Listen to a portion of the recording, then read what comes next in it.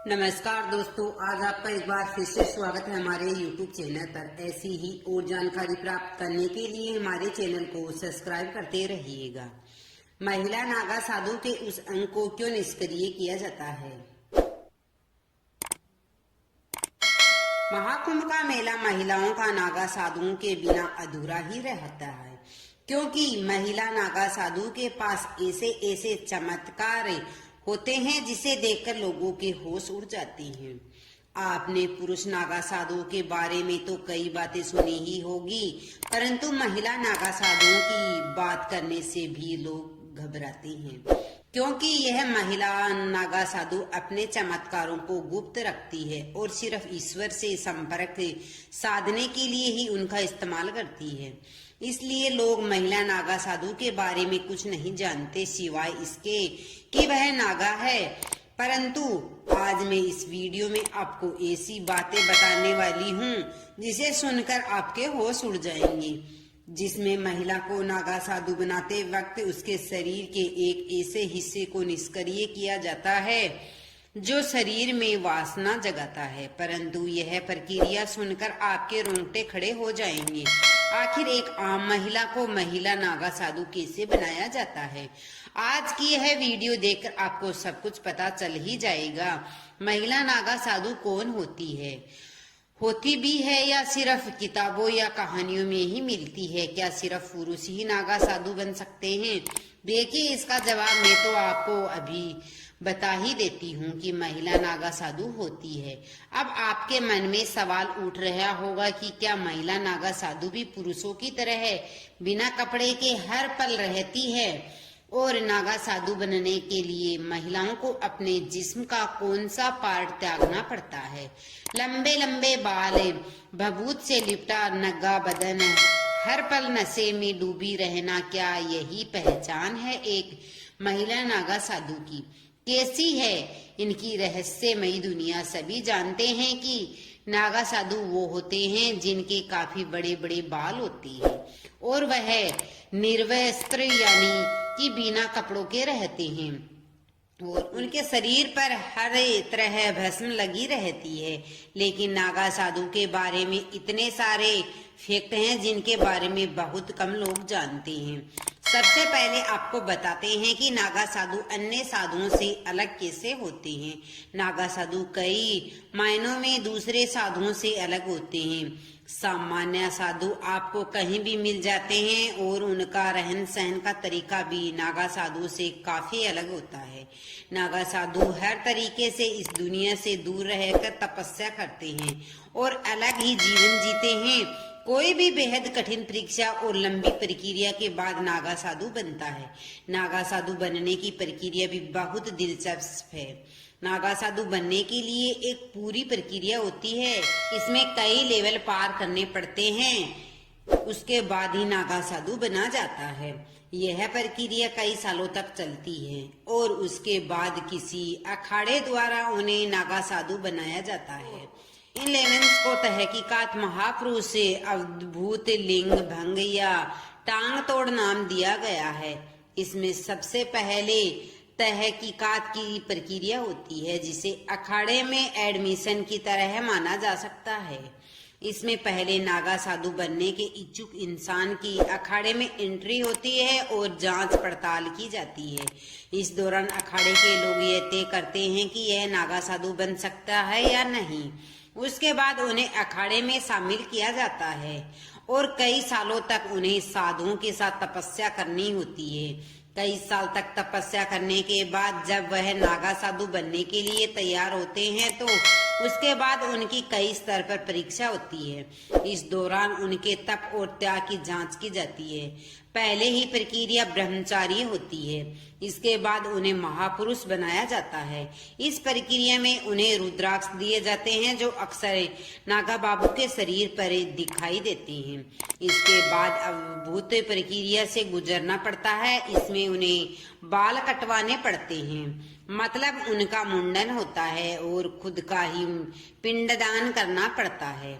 ऐसे में वह अपने परिवार और संसार के लिए मृत हो जाते हैं। इसके बाद वह साधना करते हैं और भगवान में ही लीन हो जाते हैं। इसके बाद एक प्रक्रिया होती है जो अखाड़े में लगे एक खंबे के नीचे होती है। इस प्रक्रिया में कई रिवाज पूरे किए जाते हैं, जिसमें लिंग भंग की प्रक्रिया भी होती है। इसके बाद उन्हें वासना आदि से मुक्त कर दिया जाता है और उनके लिंग को एक तरह से निष्क्रिय किया जाता है। इस प्रक्रिया के बाद नागा साधु बनते हैं और कुंभ के दौरान ही कई गुरुओं द्वारा नागा साधु बनाया जाता है। महिला नागा साधु के बारे में जानने से पहले क्या आपने कभी नागा साधु को देखा है? अगर आपने देखा है तो नीचे कमेंट बॉक्स में जरूर बताएं। आपको बता दें कि महिला नागा साधु बनने से पहले यहाँ महिलाओं को 10 से 15 साल तक कठिन ब्रह्मचर्य का पालन करना पड़ता है। इसके बाद अगर इन महिलाओं के लिए गुरु इस बात से संतुष्ट होते हैं कि महिला ब्रह्मचर्य का पालन कर सकती है, तभी उसे दीक्षा प्रदान की जाती है। नागा साधु बनने के लिए दृढ़ इच्छा शक्ति और सन्यासी जीवन जीने की प्रबल इच्छा होनी चाहिए। महिला नागा साधु बनने से पहले अखाड़े के साधु संत उस महिला के घर परिवार और उसके पिछले जन्म की जांच पड़ताल करते हैं। महिला को भी नागा साधु बनने से पहले खुद का ही पिंडदान करना पड़ता है और पुरुष की ही तरह महिला नागा साधु का भी मुंडन किया जाता है और फिर उस महिला को नदी में स्नान के लिए भेजा जाता है। महिला नागा साधु पूरे दिन भगवान के नाम का जाप करती रहती है और सुबह सुबह जल्दी उठकर शिव जी का जाप करती है। इसके बाद दोपहर में भोजन करने के बाद फिर से शिव जी का जाप करती है और शाम को सोती है। अखाड़े में महिला साधु का पूरा सम्मान किया जाता है। जब महिला नागा साधु पूरी तरह से बन जाती है तो अखाड़े के सभी साधु संत उस महिला को माता कहकर बुलाते हैं। साथ ही सन्यासी बनने से पहले महिला को यह साबित करना होता है कि उसका अपने परिवार और समाज से अब कोई मोह नहीं है। इस बात की संतुष्टि करने के बाद ही आचार्य महिला को दीक्षा देते हैं। आपको बता दें कि महिला साधु को पूरी तरह से नग्न अवस्था में रहने की इजाजत नहीं है। वह शरीर पर एक भगवा कपड़ा लपेट कर रहती है। ठंड हो या फिर बरसात, हर मौसम में यही एकमात्र उनकी पोशाक होती है।